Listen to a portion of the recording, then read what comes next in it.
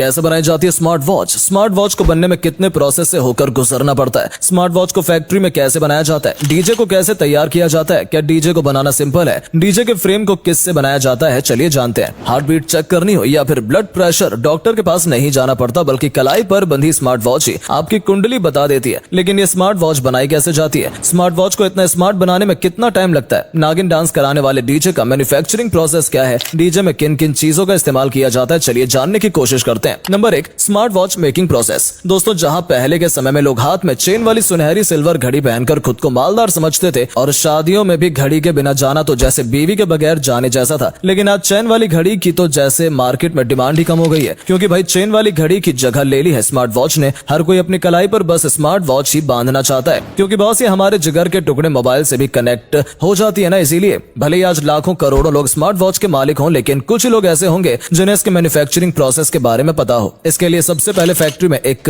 Moulding machine में plastic के टुकड़े डाले जाते हैं और इसकी बॉडी को तैयार कर बाहर निकाल लिया जाता है। इसके बाद बारी आती है मदरबोर्ड बनाने की, जिसके लिए ग्रीन पीसीबी शीट पर कुछ जरूरी एलिमेंट्स असेंबल किए जाते हैं। जब ये एलिमेंट्स अच्छे से पीसीबी शीट पर फिट हो जाते हैं तो मदरबोर्ड बनकर तैयार हो जाता है। बता दें, ग्रीन पीसीबी शीट को सोल्डरिंग करके इस पर पावर आईसी लगाई जाती है और फिर कार्ड सॉकेट को लगाने की बारी आती है, जिसके लिए कार्ड सॉकेट को मशीन में डाला जाता है और इसके बाद इसे मदरबोर्ड पर असेंबल कर देते हैं। जब ये प्रोसेस पूरा हो जाता है तो फिर इसके विजुअल इंस्पेक्शन किए जाते हैं और कैमरे को सेट कर दिया जाता है। इसके बाद रैम को असेंबल किया जाता है। अब सर्किट के ऊपर पीले रंग का टेप लपेटा जाता है और फिर पीसीबी में लगाए गए सभी कंपोनेंट्स को सोल्डरिंग करने का काम शुरू होता है। सोल्डरिंग करने के बाद मदरबोर्ड पर एक पॉलीथीन लगाई जाती है जो कि नीले रंग की होती है। जब ये पॉलीथीन मदरबोर्ड पर फिट हो जाती है तो फिर कंप्यूटर की मदद से विजुअल इंस्पेक्शन करने का काम होता है। इसके बाद बारी आती है बैटरी को मैन्युफैक्चर करने की, जिसके लिए एक कंटेनर में ब्लैक लिथियम के साथ कुछ खास केमिकल्स डाले जाते हैं और फिर इन सभी चीजों को कंटेनर में डालकर अच्छे से मिक्स किया जाता है। जब ये पेस्ट बन जाता है तो फिर इसे खास शीट पर लगाया जाता है और कुछ देर सूखने के लिए रख दिया जाता है। जब ये अच्छे से सूख जाता है तो फिर शीट के कुछ छोटे छोटे पार्ट्स काटकर उन्हें सैंपल एरिया में भेजा जाता है। जब ये सैंपल पास हो जाते हैं तो फिर इन्हें एक रोलिंग मशीन में डाला जाता है, जहां इन शीट्स का एक रोल बनकर तैयार हो जाता है। इसके बाद कॉपर की शीट पर भी ब्लैक लिथियम लगाया जाता है और फिर इसे एक सेंसर मशीन से गुजारा जाता है, जहां इसकी मोटाई चेक की जाती है। मोटाई ठीक होने के बाद इन शीट्स को रेक्टेंगल शेप में काटा जाता है और फिर इन पीसेस को इकट्ठा कर एक जगह रख दिया जाता है। इसके बाद शुरू होता है बैटरी असेंबल प्रोसेस। इस प्रोसेस में लिथियम पॉलीमर शीट के ऊपर कॉपर की शीट को रखा जाता है। ऐसे शीट का मैनेजमेंट करके इन शीट्स की एक मोटी लेयर तैयार कर ली जाती है। इसके बाद इस इंटरनल बैटरी के ऊपर एल्यूमिनियम शीट लगाने की बारी आती है। इन एल्यूमिनियम की शीट्स को पतली पतली लेयर्स में काट दिया जाता है और फिर इंटरनल पार्ट्स और इन शीट्स को एक साथ जोड़ दिया जाता है। बैटरी के अंदर से जो एक्स्ट्रा शीट बाहर निकलती है उसे कट कर हटा दिया जाता है। इसके बाद बैटरी को सेट करके सर्किट को फिट किया जाता है। आखिर में बैटरी के ऊपर पीले टेप को लगाया जाता है और फिर बैटरी की पावर कैपेसिटी को चेक करने के लिए आगे भेजा जाता है। जब इस पर पास का ठप्पा लगाया जाता है तो फिर बारी आती है स्मार्ट वॉच के स्टेप्स बनाने की, क्योंकि बॉस अगर स्टेप्स ही नहीं होंगे तो घड़ी कैसे बांधोगे? इसके लिए मोल्डिंग रबर को स्टेप बनाने वाली डाई में डाला जाता है, जिससे मोल्डिंग रबर डाई की शेप की तरह ही आकार ले लेती है, लेकिन आकार देने से पहले उसे हीटिंग मशीन में कुछ देर के लिए रखा जाता है। इसी हीटिंग मशीन में हीट और प्रेशर की मदद से स्टेप्स बनकर तैयार हो जाते हैं। ये स्टेप्स इतने ज्यादा गर्म होते हैं कि इन्हें हाथ लगाना भी मुश्किल होता है, इसीलिए इन्हें ठंडा किया जाता है और इन पर पानी वगैरह छिड़का जाता है।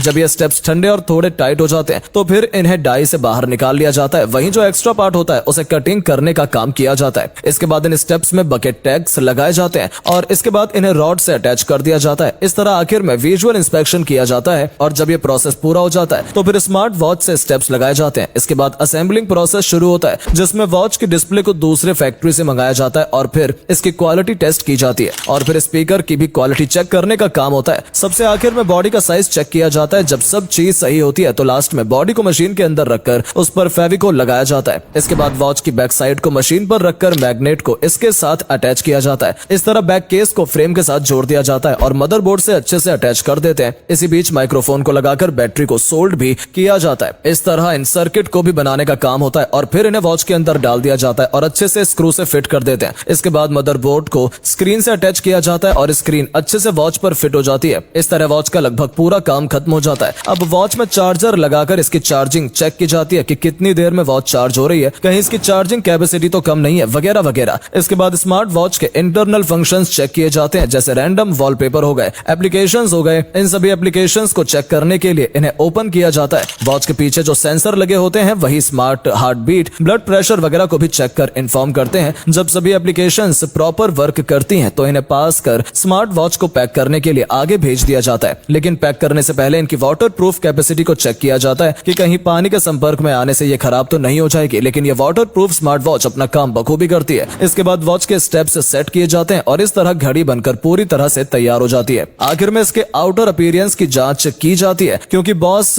वॉच बाहर से जितनी अच्छी होगी कस्टमर उतना ही जल्दी वॉच को खरीदेगा। इसीलिए वॉच का लुक काफी शानदार रखा जाता है। इसके बाद बॉक्स में वॉच को रखकर अच्छे से पैक किया जाता है और आपकी सुनी कलाई को घड़ी गिफ्ट करने के लिए इसे मार्केट में हाजिर कर दिया जाता है।